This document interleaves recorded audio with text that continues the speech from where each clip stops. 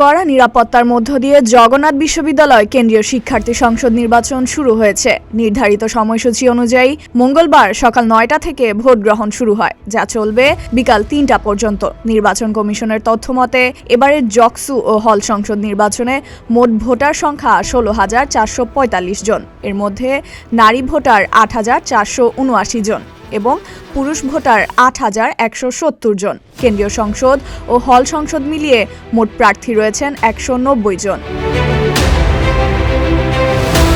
Vote গ্রহণের জন্য মোট ৩৯টি কেন্দ্র স্থাপন করা হয়েছে।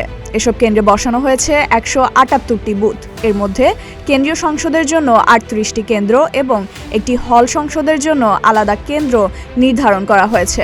সুষ্ঠু ও শান্তিপূর্ণ নির্বাচন নিশ্চিত করতে প্রিসাইডিং ও পোলিং অফিসার সহ আইন শৃঙ্খলা রক্ষাকারী বাহিনী ও স্বেচ্ছাসেবক দল মোতায়েন রয়েছে। বিশ্ববিদ্যালয়ের প্রক্টর অধ্যাপক ডক্টর মোহাম্মদ তাজামুল হক বলেন, সার্বিক নিরাপত্তা প্রস্তুতি নেওয়া হয়েছে। আশা করি নির্বাচন সম্পন্ন হওয়া পর্যন্ত এটি অব্যাহত থাকবে। ফাইজা মেরিন অরিন, প্রতিদিনের বাংলাদেশ।